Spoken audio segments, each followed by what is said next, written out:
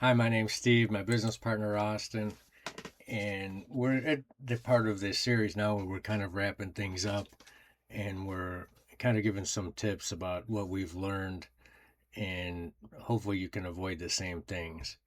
And what specifically we're doing today is what I wish about marketing when I started. So we're trying to put you in the spot, not where we were when we started, but where we're at now, or at least close to that. And it'll help you out a lot if you take heed to some of these suggestions. So these are things that most people make. Even if you hear them, you're probably still going to make a lot of these mistakes because everybody thinks that they know a little better. And then it turns out at the end, you're like, okay, yeah, that does make sense now. Kind of like, a teenager, when you give them some advice, they think they know better. They make the mistake. And then as they get older, they realize, okay, yeah, wish I would have done that. But we're going to give you the advice and hopefully you'll take heed to it. So we got 10 little things that we're going to give, and hopefully you can avoid these mistakes. Mistake one, you don't need to be everywhere. So you're a new bookkeeper and you're trying to get every place you can get. You're trying to get on Facebook, you're trying to get on Instagram, LinkedIn, TikTok, blog, podcast, YouTube, everything. And that's going to be too hard. You're going to burn out and you're not going to end up being very good at any of them. In fact, I will almost say without any hesitation that if you try to do all those things, you'll be bad at every single one of them. Every single one of them. So you'll be working super hard and you'll get absolutely nothing done. So pick one platform, especially to start, and be good at it. Master it. And then if you want to, then you can maybe go on to another one, but you might not even need to. The riches are in focused, not scattered content, and even the place that you put it, such as the platforms such as Facebook, Instagram, whatever it is. Get good at one. And I like the fact that Austin picked Hollywood, Florida today. There seems to be a lot of bookkeepers here. Although the first one is tax prep. Not sponsored. Oh yeah, sponsor. Interesting. Maybe I'll look at that. But with 10 of these, I probably won't have a chance to. Number two, um, biggest mistake is bookkeepers put up a website and they think, well, I've marketed now. I put everything on there that I wanted to do. Having a website means nothing unless anyone sees it. And chances are it means nothing because nobody's going to go look at it. So even if you made it great, nobody's going to look at it unless other things are in place. So a website without SEO, without your Google business profile, without traffic, it's just a nice little fancy brochure you got out there that you can show your friends, show your family, and they're going to say, oh, you did a nice job on that, and that's it. Marketing drives people to your site. The site converts them.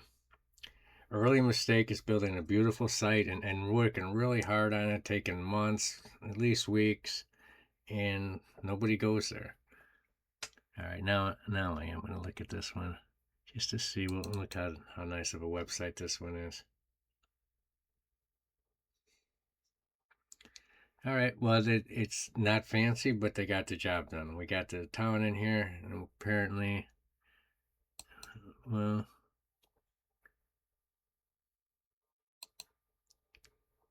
all right. So you guys can see the problem is that there's far too many things you have to do to get to the end result. Um, but a pretty good effort here in the fact that we got the city and we got an attempt at a call to action, although not the strongest attempt we've ever seen. Um, and this appears to be something that was in like a template or something like that, and they just kept all this on. Nobody wants to know you use Stripe or what. That nobody cares. That's not going to help you in anything. So if you have that on there, probably want to get that off. But anyways, you get the idea. Number three, biggest mistake is that consistency beats brilliance. We've talked about this especially recently, but um, your first, let's say you're doing videos, your first 20 videos probably aren't going to be that great. Your first 20 posts, whatever it is you're doing, and you're going to get better at them. But the thing is that Google's taking note even on your bad ones, and the algorithm and Google reward consistency. So they don't reward the excellent 2 hour, unbelievably hard video that you put in one time. They reward the people that are putting in whatever they've got.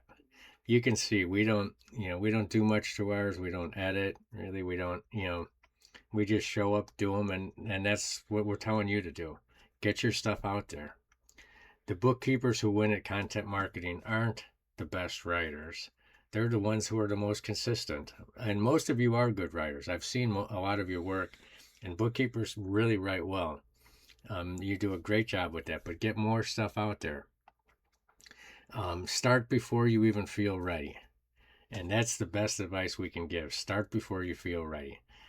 So many people that we see trying to get started are trying to be perfect, trying to get everything exactly right, and it ends up with nothing. Without any income, without any clients, your business is nothing. So you got to start somewhere and get your stuff out there. All right, mistake number 4: your niche feels scary. It does feel scary. It felt scary to us to niche down and work with bookkeepers because you feel like, oh man, we're missing all the other people out there in the world. But what you're really doing is you're able to market to a group of people that are interested in what you have and that you become an expert in. So don't feel scared about it. It feels scary until it works. Because if we look at Hollywood, Florida bookkeepers, we got some people that are ranking high for that, and we'll see that in the Google Business Profile. And the ones that don't, what they're left with is hopefully they have a niche, because then they can also get some business, some free business. And we'll just take a look at one, but most don't niche down, as you guys know. I'll try to find one here that's just a bookkeeper and see if London specialized accounting. All right, let's look at that. The specialized has me intrigued. Okay, perfect. Construction accounting. So, so London might not be doing so great for we're trying to rank in Hollywood, but he is probably has a chance in construction. Maybe sometimes you might want to narrow that down, but maybe they have narrowed that down. So, but you want to when you've got a specialty, you've got a chance to rank for that, and then you got a chance to rank for your city. So it gives you 2 opportunities, which is excellent. Niching makes every piece of marketing easier and more effective. Stop writing for everyone and start writing for someone. And I forget the famous marketer that said, if you're writing to everyone, you're writing to no one. And then that's exactly what you're doing. If you're trying to reach everybody, no one is paying attention. The day you land a client because they Googled bookkeepers for restaurant, you're going to be so happy with yourself. And the day you land a prospect because they search bookkeeper and they come to you is going to be a day that I'm going to be very shocked at, because nobody's going to do that.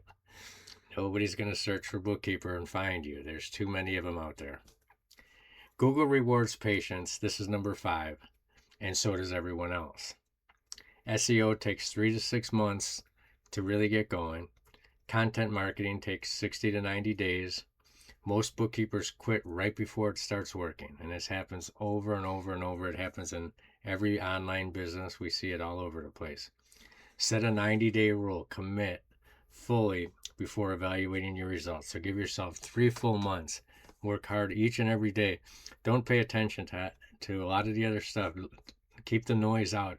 Do your own thing, and see how that works. Because in 90 days, you're going to start to see that there's some things happening. People are going to start contacting you a little more. You'll start to notice that something has started to work. All right, I'm going to turn it over to Austin for the last 5 mistakes. Okay.